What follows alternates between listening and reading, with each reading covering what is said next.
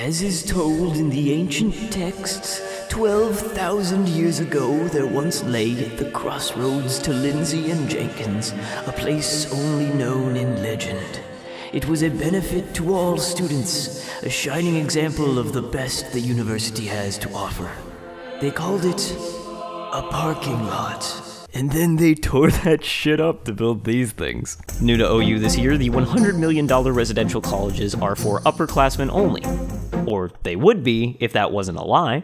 Yep, somebody decided it was a good idea to move at least 30, quote, first-year international students and traditional freshmen into the upperclassmen only residential colleges. Usually, this is a group that gets stuffed into the towers like everybody else, so my first thought was that maybe there just wasn't enough room there this year. But no, that would have made too much sense. They just felt like putting them in the residential colleges while they paid dorm prices, saving them between $3,000 and $6,000 on rent compared to everybody else. It's kinda messed up. It's sort of like if OU had a special dorm that was way nicer than all the others for only a certain subset of freshmen. Oh, wait. It's not like there's anything inherently wrong with living with freshmen. I was a freshman once, and I am still unbearable to live with. Hey, Jack, what's it like living with me? Hell. But when you advertise everywhere that you are upperclassmen only, I want that to mean upperclassmen only, not upperclassmen only. Except maybe not, if we don't feel like it. For the same reason that professors don't want to live in the same apartment complexes that rent to undergrads. The vice president of Housing and Food said that he wasn't sure if there would be freshmen living there in the following years, because why live up to your promises when you can just not? They make excuses, of course, like the fact that international freshmen are usually older than normal freshmen, even though that doesn't count for all those traditional freshmen you moved, and it's a better experience for them, which, of course it is. It's a new building that costs more to live in without the bullshit that the dorms have, like visiting hours and RAs. That's a better experience for anyone. But the thing is, if they're lying about one of their core selling points, then what else are they lying about that I just haven't found out yet? Either live up to what you say you are, or I better see an asterisk next to every mention of upper class living. But that is only one thing. It's not like there are other examples of blatantly misleading advertising by the residential college. That's not how much a meal plan costs. It's a discounted special price for a specific plan. They pull this random $1,600 number out of nowhere for 5 months of food cost. I'm giving this an extra point because it took one Google search and some 6th grade math to get real numbers from the USDA. And I'm giving it an extra point because their $1,600 number is higher than all but the most expensive food plan the USDA provides. And since meal plans normally cost about $2,200, they're actually inadvertently admitting that meal plans are a waste of money. This price assumes you have a 4.0, which you don't. Also, you get a lower rent if you have a 4.0, if trying to keep your grades up wasn't already stressful enough. These prices assume you're buying a parking pass with every option, even though Callaway House is just as close to campus as the residential colleges. That's not how much a parking pass costs. Trust me, I know. So really, the parking pass cost here should be under covered parking, which would make the residential colleges the most expensive option for parking. These utilities numbers are also just made up. They'll vary depending on your usage.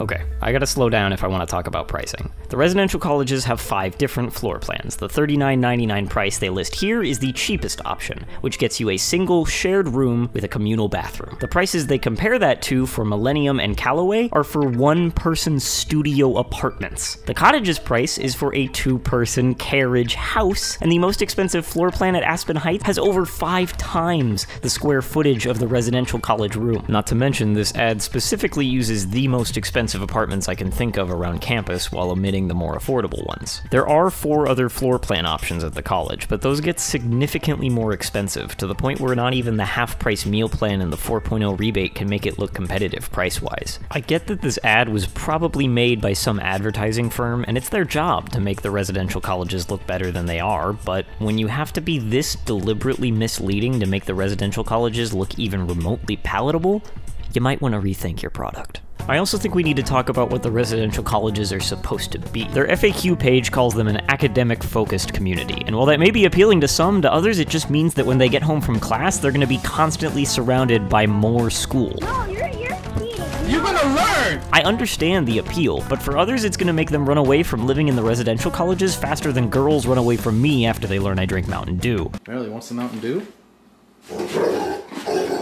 Not only is it restricted to 600 nerds, it's functionally restricted to 600 rich nerds who are willing to pay outrageous prices to share a single room so that they can have a shorter walk to class after they roll out of bed hungover. So yeah, just like their FAQ says, they're gonna build diverse, inclusive communities of students from all different backgrounds. As long as all of those backgrounds have lots and lots of money.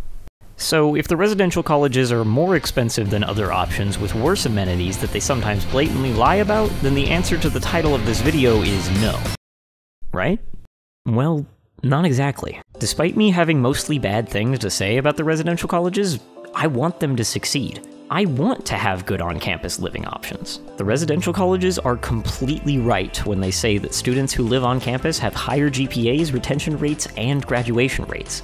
The problem is that the kids who can afford the residential colleges aren't the ones who need that help. Regardless of intellectual ability, students who come from low-income families are significantly more likely to drop out. The same goes for first-generation students, who desperately need on-campus communities to build connections. Remember how the university decided to move some of the international community into the residential colleges in order to fill them up, to make them look more popular and diverse than they actually— Sorry, I meant to give them a better experience. If OU is willing to essentially give them discounts worth thousands of dollars, then why not give those as official scholarships instead? Have people send in applications and give out scholarships, preferably need-based, to upperclassmen only, so that people who would otherwise not be able to afford to live in the residential colleges can. The fact that the freshmen living there are paying dorm prices proves that they can afford to give big price cuts. This way, the residential colleges will actually be socially diverse without having to lie on every advertisement. Maybe the university could build on-campus housing that includes a new invention I read about in a cutting-edge paper called